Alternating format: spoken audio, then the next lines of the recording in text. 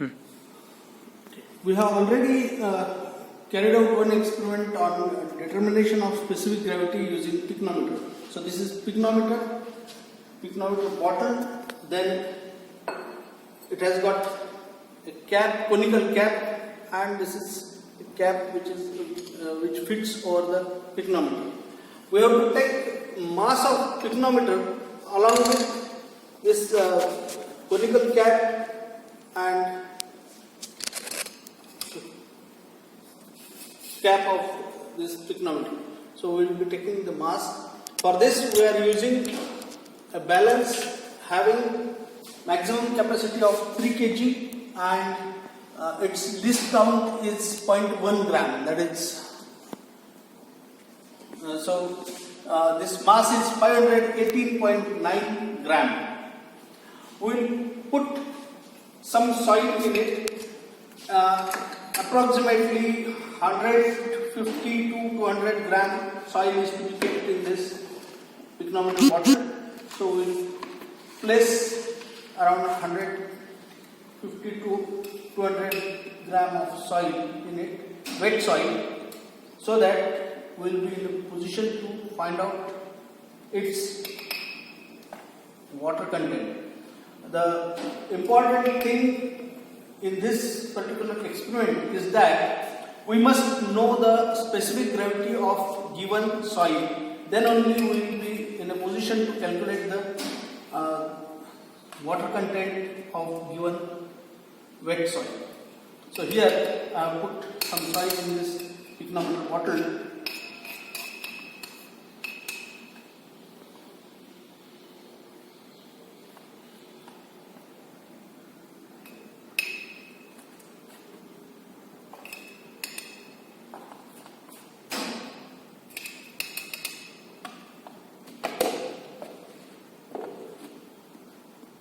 This is covered and now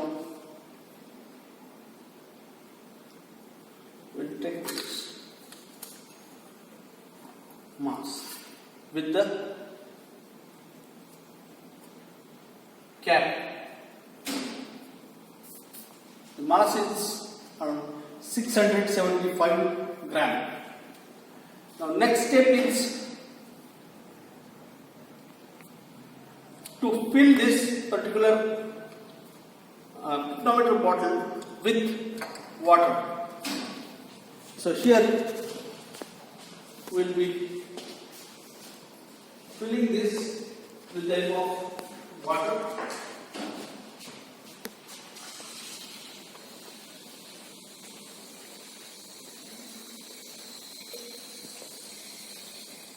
While filling it, we have to stir the sample so that there is no air bubbles in this. So we will be stirring this so that the air bubbles will be removed from the soil sample.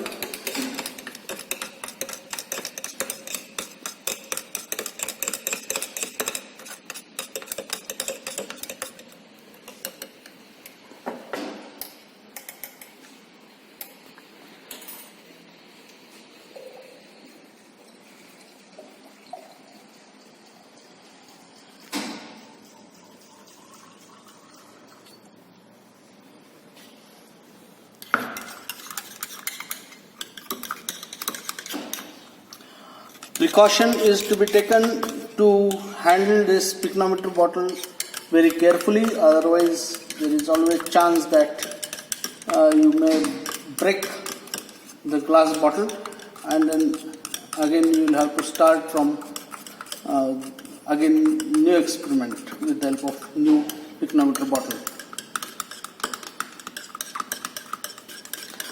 Now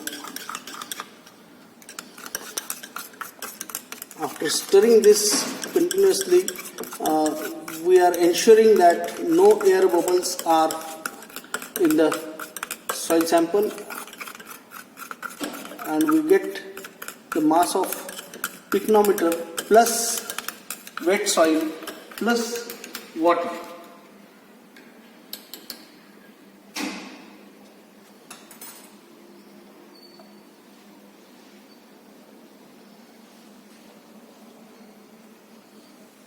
Now we have to put the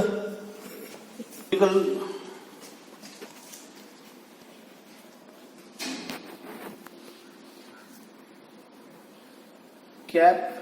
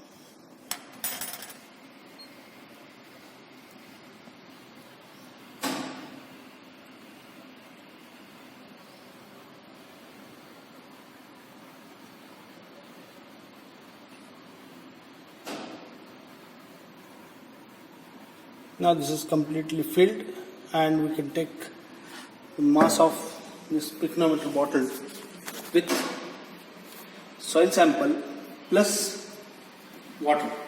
Filled it completely and wiped off the excess water which is on the outside of the bottle, and then we are taking plus soil plus water, and this mass is 1603.9. Now fourth observation is to be taken, in which we have to remove the entire content of this bottle and fill it completely with clean water.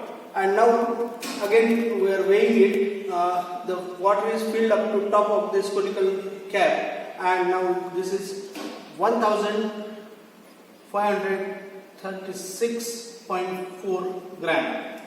Now with the help of these observations, we can calculate the water content. We have to enter these readings as M1, M2, M3 and M4. Mass of pycnometer M1. Will be carrying out 3 trials, trial 1, trial 2 and trial 3. So these are the readings for first trial, 518.9. Now naturally, if you are not changing the pycnometer, this reading will be same for all the trials. Then next is mass of pycnometer plus wet soil. This I have taken, and this reading is 675.0 gram. Then this will change according to trial, because every time you will not be taking exactly same amount of soil, so it can vary slightly. Then mass of pycnometer plus wet soil plus water, this will definitely change because this M2 is changing. So here in this case we are having 1603.9 gram.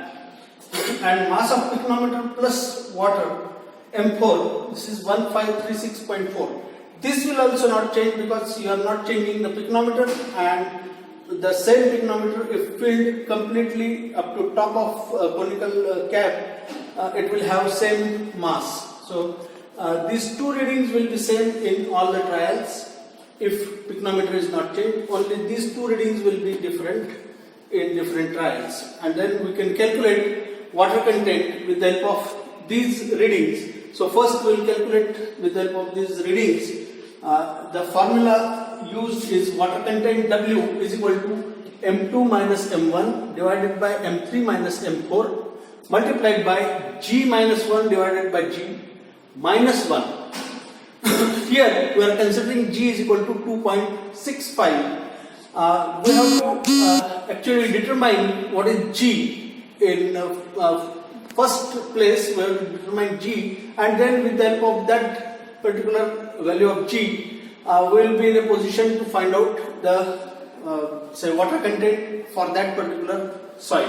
So here we will be putting the values. M2 is 675 minus M1 is 518.9 divided by M3 is 1603.9 and M4 is 1536.4 multiplied by 2.65 minus 1, and from this we have to subtract 1 to obtain. So putting all these values of M2, M1, M3, M4 and G, we get 675 minus 518.9 divided by 1603.9 minus 1536.4, 2.65 minus 1 divided by 2.65 and minus 1. So we get this as 156.1 divided by 67.5 multiplied by 1.65 by 2.65, and from this multiplication we have to subtract 1 and we get 0.4399. This is water content in fraction. If we want to express it in percentage, we have to multiply it by 100 and we get 43.99% as water content. We have to take trial 2 and trial 3 and accordingly we can find out say water content for trial 2 and water content for trial 3. Average of these three will give you water content of the given soil sample.